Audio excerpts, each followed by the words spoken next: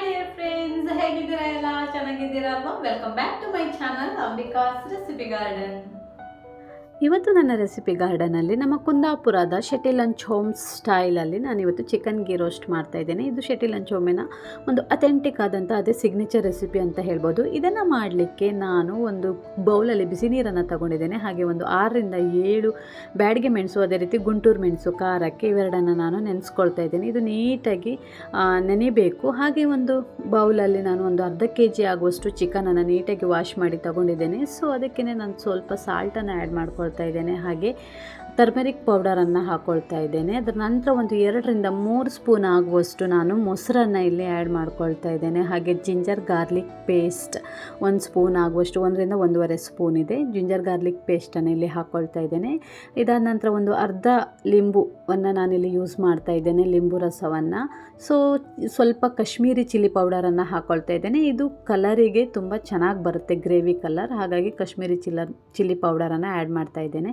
So ಇದನ್ನೆಲ್ಲ ನೀಟಾಗಿ mix ಮಾಡಿಕೊಂಡು ಒಂದು ಅರ್ಧ ಗಂಟೆ ಆದರೂ ನಾವು ಮ್ಯಾರಿನೇಷನ್ಗೆ ಇಡಬೇಕು, ಆಗ ಇದು ಚೆನ್ನಾಗಿ ಬರುತ್ತೆ. ಸೊ ನಾನು ಇದನ್ನು ಒಂದು ಅರ್ಧ ಗಂಟೆಗಳ ಕಾಲ ಮ್ಯಾರಿನೇಷನ್ಗೆ ಇಡ್ತೀನಿ. ಇದು ಮ್ಯಾರಿನೇಷನ್ಗೆ ಇಟ್ಟಾದ ನಂತರ ನಾನು ಒಂದು ಸ್ಟವನ್ನು ಆನ್ ಮಾಡ್ಕೊಂಡು ಒಂದು ತವವನ್ನು ಇಟ್ಕೊಂಡಿದ್ದೇನೆ. ಅದಕ್ಕೆ ನಾವು ಸ್ವಲ್ಪ ಡ್ರೈ ರೋಸ್ಟ್ ಮಾಡ್ಕೊಳ್ಳೋದಿದೆ. ನಾನಿಲ್ಲಿ ಪೆಪ್ಪರನ್ನು ಆ್ಯಡ್ ಮಾಡ್ಕೊಂಡಿದ್ದೇನೆ, ಕಾಳುಮೆಣಸು ಹಾಗೆ ಜೀರಿಗೆ, ಇದನ್ನೆಲ್ಲ ನಾವು ಡ್ರೈ ರೋಸ್ಟ್ ಮಾಡ್ಕೊಳ್ಬೇಕು. ಹಾಗೆ ಒಂದು 3 ಸ್ಪೂನ್ ಆಗುವಷ್ಟು ಧನಿಯಾ, ನೀವು ನೋಡ್ತಾ ಇರ್ಬೋದು ನಂದು ಚಮಚ ನಾನು ಯೂಸ್ ಮಾಡಿರೋದು ತುಂಬ ಚಿಕ್ಕ ಚಮಚ ಅದು. ಹಾಗೆ ಒಂದು ಅರ್ಧ ಸ್ಪೂನ್ ಆಗುವಷ್ಟು ನಾನಿಲ್ಲಿ ಮೆಂತ್ಯವನ್ನು ಆ್ಯಡ್ ಮಾಡಿಕೊಂಡೆ. ಅದಾದ ನಂತರ ನಾನೊಂದು ಅರ್ಧದಿಂದ 3/4 ಸ್ಪೂನ್ ಆಗುವಷ್ಟು ಸಾಸಿವೆಯನ್ನು ಹಾಕ್ಕೊಂಡು ಡ್ರೈ ರೋಸ್ಟ್ ಮಾಡ್ತಾ ಇದ್ದೇನೆ. ಇದನ್ನು ಡ್ರೈ ರೋಸ್ಟ್ ಮಾಡಿ ಆದ ನಂತರ ನಾನು ಇದನ್ನು ಒಂದು ಸಪ್ರೇಟ್ ಪಾತ್ರೆಯಲ್ಲಿ ಎತ್ತಿಟ್ಕೊಳ್ತೇನೆ. ಅದೇ ತವದಕ್ಕೆ ನಾನಿವಾಗ ತುಪ್ಪವನ್ನು ಆ್ಯಡ್ ಮಾಡ್ಕೊಳ್ತಾ ಇದ್ದೇನೆ. ಸೊ ತುಪ್ಪ ಬಿಸಿಯಾದ ನಂತರ ನಾನಿಲ್ಲಿ ಇದು ಬೆಳ್ಳುಳ್ಳಿಯನ್ನು ಹಾಕ್ಕೊಳ್ತಾ ಇದ್ದೇನೆ. ಬೆಳ್ಳುಳ್ಳಿ, ಗಾರ್ಲಿಕ್ ಎಸಳುಗಳನ್ನು ನಾನೊಂದು ಸಾಧಾರಣ ಒಂದು 8ರಿಂದ 10 ಗಾರ್ಲಿಕ್ ಎಸಳುಗಳನ್ನು ಇಲ್ಲಿ ತಗೊಂಡಿದ್ದೇನೆ. ಇಲ್ಲ ಒಂದು ಚಿಕ್ಕ ಗಾರ್ಲಿಕ್ ಆದರೆ ಇಡೀ ಗಾರ್ಲಿಕ್ಕನ್ನೇ ತಗೊಳ್ಬಹುದು. ಸೊ ಇದು ಗೋಲ್ಡನ್ ಬ್ರೌನ್ ಬಣ್ಣ ಬರೋ ತನಕ ನಾವು ಇದನ್ನು ನೀಟಾಗಿ ಫ್ರೈ ಮಾಡ್ಕೊಳ್ಬೇಕು. ನಾನು ಮೊದಲಿಗೆ ಏನು ಡ್ರೈ ರೋಸ್ಟ್ ಮಾಡ್ಕೊಂಡಿದ್ದೇನೆ ಅದನ್ನು ಈ ಥರ ಕ್ರಷ್ ಆಗಿ ಪೌಡರ್ ಮಾಡ್ಕೊಂಡಿದ್ದೇನೆ. ಸೊ ಇದು ಪೌಡರ್ ಮಾಡ್ಕೊಂಡಾದ ನಂತರ ನಾನು ಇದಕ್ಕೆ ಒಂದು 7ರಿಂದ 8 ಕ್ಯಾಶ್ಯೂ ನಟ್ಸ್ ಇದೆಯಲ್ಲ ಅದನ್ನು ಆ್ಯಡ್ ಮಾಡ್ಕೊಳ್ತಾ ಇದ್ದೇನೆ. ಹಾಗೆಯೇ ನಾನು ಮೊದಲೇ ಹುರಿದಿಟ್ಕೊಂಡಿರುವಂತಹ ಬೆಳ್ಳುಳ್ಳಿ ಏನಿದೆ, ಬೆಳ್ಳುಳ್ಳಿಯನ್ನು ಹಾಕ್ಕೊಂಡಿದ್ದೇನೆ. ಅದೇ ರೀತಿ ನಾನೊಂದು ಹುಣಸೆ ಹಣ್ಣು, ಒಂದು ಚಿಕ್ಕ ಲಿಂಬು ಗಾತ್ರದಷ್ಟು ಹುಳಿಗೆ ರುಚಿಗೆ ತಕ್ಕಷ್ಟು ಹುಣಸೆ ಹಣ್ಣನ್ನು ಹಾಕ್ಕೊಳ್ತಿದ್ದೇನೆ. ಬೆಲ್ಲ ಅಂತೂ ಹಾಕಲೇಬೇಕು ನಾವು ಇದಕ್ಕೆ. ಸೊ ನಾನೊಂದು ಬೆಲ್ಲದ ಪೌಡರನ್ನು ಹಾಕ್ಕೊಳ್ತಾ ಇದ್ದೇನೆ. 1ರಿಂದ 1.5 ಸ್ಪೂನ್ ಆಗುವಷ್ಟು ನಾನು ಬೆಲ್ಲವನ್ನು ಇಲ್ಲಿ ಆ್ಯಡ್ ಮಾಡ್ಕೊಳ್ತಾ ಇದ್ದೇನೆ. ಸೊ ಇದಾದ ನಂತರ ನಾನು ಏನು ನೆನೆಸಿಟ್ಕೊಂಡಿದ್ದೆ ನೋಡಿ, ಮಿರ್ಚಿ, ಚಿಲ್ಲೀಸ್, ಅದನ್ನು ನಾನಿಲ್ಲಿ ಆ್ಯಡ್ ಮಾಡ್ತಾ ಇದ್ದೇನೆ. ಸೊ ಇದೆಲ್ಲ ಹಾಕಿ ಸ್ವಲ್ಪ ನಾನಿಲ್ಲಿ ನೀರನ್ನು ಹಾಕ್ಕೊಂಡು ಇದನ್ನು ನೀಟಾಗಿ ಪೇಸ್ಟ್ ಮಾಡ್ಕೊಂಡು ಬರಬೇಕು. ತುಂಬ ಸ್ಮೂತಾಗಿ ಪೇಸ್ಟ್ ಮಾಡ್ಕೊಂಡು ಬರಬೇಕು. ಸೊ ನಾನಿಲ್ಲಿ ತುಂಬ ಸ್ಮೂತಾಗಿ ಪೇಸ್ಟ್ ಮಾಡ್ಕೊಂಡಿದ್ದೀನಿ, ಈ ರೀತಿಯಾಗಿ ನೀವು ನೋಡ್ತಾ ಇರ್ಬೋದು. ಸೊ ಈ ಪೇಸ್ಟನ್ನು ನಾನು ಸಪ್ರೇಟಾಗಿ ಎತ್ತಿಟ್ಕೊಳ್ತೀನಿ. ಆದರೆ ಇದರಲ್ಲಿ ಒಂದು 2ರಿಂದ 3 ಸ್ಪೂನ್ ಆಗುವಷ್ಟು ನಾನು ಮೊದಲು ಏನು ಚಿಕನನ್ನು ಮ್ಯಾರಿನೇಟ್ ಮಾಡಿ ಇಟ್ಟಿದ್ದೆ ಅಲ್ವಾ, ಸೊ ಅದಕ್ಕೇ ಹಾಕ್ಕೊಳ್ತಾ ಇದ್ದೇನೆ. ಒಂದು 2-3 ಸ್ಪೂನ್ ಆಗುವಷ್ಟು ಅದಕ್ಕೆ ಸೇರಿಸ್ಕೊಂಡು ಅದನ್ನು ನಾನು ನೀಟಾಗಿ ಕಲಸಿ ಹಾಗೆ ಮತ್ತೆ ಒಂದು 5 ನಿಮಿಷ ನಾನು ಸೈಡಲ್ಲಿ ಎತ್ತಿಡ್ತೇನೆ. ಒಂದು 5 ನಿಮಿಷ ಆದ ನಂತರ ನಾನಿಲ್ಲಿ ಸ್ಟವನ್ನು ಆನ್ ಮಾಡಿಕೊಂಡು ನಾನೊಂದು ಮಣ್ಣಿನ ಪಾತ್ರೆಯನ್ನು ಇಲ್ಲಿ ಇಟ್ಕೊಂಡಿದ್ದೇನೆ. ಸೊ ದಪ್ಪ ತಳ ಇರುವ ಯಾವುದೇ ಪಾತ್ರೆ ಆದರೂ ಯೂಸ್ ಮಾಡ್ಕೊಳ್ಬೋದು, ಇಲ್ಲ ಅಂತಂದರೆ ನಾನ್ ಸ್ಟಿಕ್ಕಲ್ಲಿ ತುಂಬ ಚೆನ್ನಾಗಾಗತ್ತೆ. ಬಟ್ ನಾನಿಲ್ಲಿ ಮಣ್ಣಿನ ಪಾತ್ರೆ ಯೂಸ್ ಮಾಡಿದೆ. ಇದು ಒಂಥರ ನಾನ್ ಸ್ಟಿಕ್ ಥರನೇ ವರ್ಕ್ ಆಗುತ್ತೆ, ಚೆನ್ನಾಗಿಯೂ ಬರುತ್ತೆ.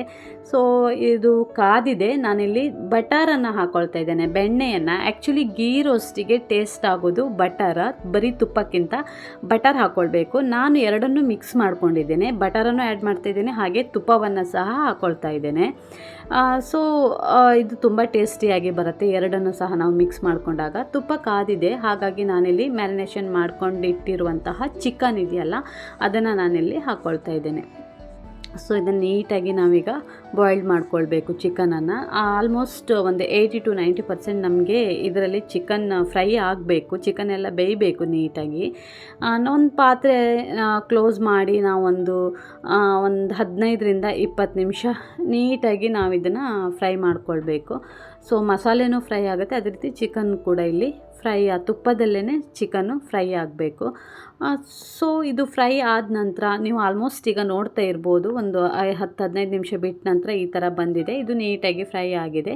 ಸೊ ಇದನ್ನು ನಾನಿವಾಗ ಬೇರೆ ಪಾತ್ರೆಗೆ ಶಿಫ್ಟ್ ಮಾಡ್ಕೊಳ್ತೇನೆ.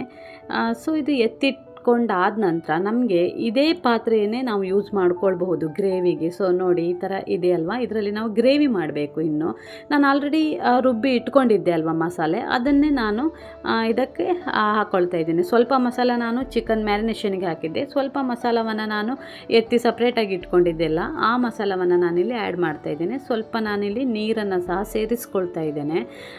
ಮಸಾಲೆ ತುಂಬ ನೀರಾಗಿ ಏನು ಮಾಡಬೇಕಾಗಿಲ್ಲ, ಸ್ವಲ್ಪ ತಿಕ್ಕಾಗಿ ಇರಲಿ. ಬಟ್ ಮಸಾಲೆ ಇಲ್ಲಿ ಇರೋದು ಮ್ಯಾಜಿಕ್ ಗೀ ರೋಸ್ಟ್ ಇದು.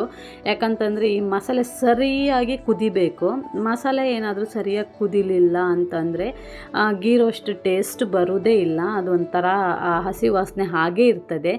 ಸೊ ಇದು ಕಲರ್ ಚೇಂಜ್ ಆಗ್ತಾ ಇದೆ ನೋಡಿ. ಇದನ್ನು ನೀಟಾಗಿ ನಾವು ಕೈ ಆಡಿಸ್ದೇನೆ ಮಗ್ಚುತ್ತಾ ಇರಬೇಕು. ಮಿಡ್ಲಲ್ಲಿ ನಾನು ಸ್ವಲ್ಪ ತುಪ್ಪವನ್ನು ಕೂಡ ಆ್ಯಡ್ ಮಾಡ್ತಾ ಇರ್ಬೋದು. ನಾನಿಲ್ಲಿ ಸ್ವಲ್ಪ ಉಪ್ಪನ್ನು ಹಾಕ್ಕೊಳ್ತಾ ಇದ್ದೇನೆ, ಸಾಲ್ಟ್. ನಿಮಗೆ ಅಂದರೆ ರುಚಿಗೆ ತಕ್ಕಷ್ಟು ಎಷ್ಟು ಬೇಕಂತ ನೋಡಿ ಹಾಕ್ಕೊಳ್ಬೋದು, ಯಾಕಂದ್ರೆ ನಾವು ಚಿಕನ್ನಿಗೂ ಕೂಡ ಹಾಕಿರ್ತೇವಲ್ಲ. ಹಾಗೆ ನಾನು ನೀವು ಹೇಳಿದಾಗೆ ಮಿಡ್ಲಲ್ಲಿ ತುಪ್ಪವನ್ನು ಹಾಕ್ಕೊಳ್ತಾ ಇರ್ತೀನಿ. ಸ್ವಲ್ಪ ಹಾಕ್ಕೊಂಡು ನೀಟಾಗಿ ನಾನಿಲ್ಲಿ ಕೈ ಆಡಿಸ್ತಾ ಅದನ್ನು ಸ್ವಲ್ಪ ಹೊತ್ತು ಸ್ಲೋ ಫ್ಲೇಮಲ್ಲಿ ನಾವು ಮಗ್ಚುತ್ತಾ ಇರಬೇಕು. ಇವಾಗ ಹದಕ್ಕೆ ಬಂದಿದೆ ನೋಡಿ, ಇದು ತುಪ್ಪವೆಲ್ಲ ಬಿಟ್ಕೊಂಡು ಇವಾಗ ಹದಕ್ಕೆ ಬಂದಿದೆ. ಇಷ್ಟು ಗ್ರೇವಿ ಆದರೆ ನಮಗೆ ಸಾಕು. ಇದು ಆಗಿದೆ, ಕಲರ್ ಕೂಡ ಚೇಂಜ್ ಆಗಿದೆ ಗ್ರೇವಿದು. ಇವಾಗ ನಾನು ಏನು ಚಿಕನನ್ನು ಫ್ರೈ ಮಾಡಿ ಇಟ್ಕೊಂಡಿದ್ದೆ ಅಲ್ವಾ, ಆ ಚಿಕನನ್ನು ಇಲ್ಲಿ ಆ್ಯಡ್ ಮಾಡ್ಕೊಳ್ತಾ ಇದ್ದೇನೆ. ಸೊ ಒಂದು 5 ನಿಮಿಷ ಮುಚ್ಚಿಟ್ಟು ನೀಟಾಗಿ ಚಿಕನನ್ನು ಬೇಯಿಸ್ಕೊಂಡ್ರೆ, ಚಿಕನ್ ಆಲ್ರೆಡಿ ಬೆಂದಿರೋದ್ರಿಂದ ಜಾಸ್ತಿ ಬೇಯಿಸ್ಬೇಕಂತ ಇಲ್ಲ. ಸೊ ಗ್ರೇವಿ ಕೂಡ ನೀಟಾಗಿ ಸೆಟ್ ಆಗಿದೆ. ಹಾಗಾಗಿ ನಮ್ಮ ಚಿಕನ್ ಗೀ ರೋಸ್ಟ್ ಆಲ್ಮೋಸ್ಟ್ ಇದು ರೆಡಿ ಆಗಿದೆ. ನಾನು ಇದನ್ನು ಆಲ್ಮೋಸ್ಟ್ ಅಲ್ಲ, ರೆಡಿನೇ ಆಗಿದೆ. ಸಪ್ರೇಟಾಗಿ ಎತ್ತಿಟ್ಕೊಳ್ತಾ ಇದ್ದೇನೆ. ಇಲ್ಲಿಗೆ ನಮ್ಮದು ಪ್ರೊಸೀಜರ್ ಮುಗಿದಿದೆ ಚಿಕನ್ ಇದು. ಅಡಿಯಲ್ಲಿ ಸ್ವಲ್ಪ ತುಪ್ಪ ಉಳಿದಿದೆ, ತುಪ್ಪ ಬಿಟ್ಕೊಂಡಿದೆ. ಸೊ ನಾನೇನು ಮಾಡ್ತೀನಿ, ಅದಕ್ಕೇ ಒಂದು ಒಗ್ಗರಣೆ ಹಾಕಬೇಕಲ್ವ, ಕರಿಬೇವಿದು. ಇದೆ ಅದೇ ಮಸಾಲೆ ಇದು ತುಪ್ಪ ಇದೆ ಅಲ್ವಾ, ಅದಕ್ಕೇ ಹಾಕ್ಕೊಳ್ತಾ ಇದ್ದೇನೆ ನಾನು. ಇದು ಇಲ್ಲಿ ಬೇಡ ಅಂತ ಅಂದವರು ಸಪ್ರೇಟಾಗಿ ತುಪ್ಪ ಹಾಕಿ ಈ ಒಗ್ಗರಣೆಯನ್ನು ಮಾಡ್ಕೊಳ್ಬೋದು. ಇದ್ರದ್ದು ಮೇಯ್ನ್ ಫ್ಲೇವರೇ ಈ ಬೇವಿನ ಸೊಪ್ಪು, ಕರಿಬೇವು ಅಂತ ಏನು ಹೇಳ್ತೀವಿ, ಈ ಒಗ್ಗರಣೆನೇ ಇದ್ರದ್ದು ಮೇಯ್ನ್ ಫ್ಲೇವರ್. ಸೊ ಫೈನಲಿ ನಮ್ಮ ಚಿಕನ್ ಎಮಿ ಗೀ ರೋಸ್ಟ್ ಈ ರೀತಿಯಾಗಿ ರೆಡಿ ಆಗಿದೆ. ನೀವು ಸಹ ನಿಮ್ಮ ಮನೇಲಿ ಮಾಡಿ ತಿನ್ನಬೇಕು, ತುಂಬಾ ಚೆನ್ನಾಗಿ ಬರುತ್ತೆ. ನೀರು ದೋಸೆಗಂತೂ ಸೂಪರ್ ಕಾಂಬಿನೇಷನ್ನು. ನಾನು ಆಲ್ರೆಡಿ ಬೆಳಿಗ್ಗೆ ನೀರು ದೋಸೆ ಮಾಡಿದ್ದಿತ್ತು, ಹಾಗಾಗಿ ನೀರು ದೋಸೆ ಜೊತೆ ತಿನ್ಲಿಕ್ಕೆ ಮಜಾ ಇರುತ್ತೆ. ಹಾಗೆ ಕೂಡ ಟ್ರೈ ಮಾಡ್ಬೋದು. ಬಟ್ ನೀರು ದೋಸೆ ಜೊತೆ ಮಾತ್ರ ಎಕ್ಸ್ಟ್ರಾರ್ಡಿನರಿ ಕಾಂಬಿನೇಷನ್, ಸಖತ್ತಾಗಿ ಬಂದಿದೆ. ನೀವು ಕೂಡ ನಿಮ್ಮ ಮನೇಲಿ ಮಾಡಿ ತಿಂದು ನಂಗೆ ಹೇಗಿದೆ ಅಂತ ಹೇಳಬೇಕಾಯ್ತಾ.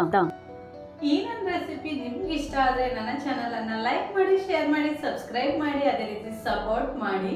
ಹೀಗೆ ನಮ್ಮ ಚಾನಲನ್ನು ನಿಮ್ಮ ಫ್ರೆಂಡ್ಸ್ ಆ್ಯಂಡ್ ಫ್ಯಾಮಿಲಿ ಮೆಂಬರ್ಸ್ಗೆ ಶೇರ್ ಮಾಡೋದ್ರ ಮೂಲಕ ನನಗೆ ಸಪೋರ್ಟ್ ಮಾಡಿ. ಹಾಗೆ ಇಲ್ಲಿ ತನಕ ನನ್ನ ಚಾನಲನ್ನು ವಾಚ್ ಮಾಡಿದ್ದಕ್ಕಾಗಿ ಥ್ಯಾಂಕ್ ಯು ಸೋ ಮಚ್.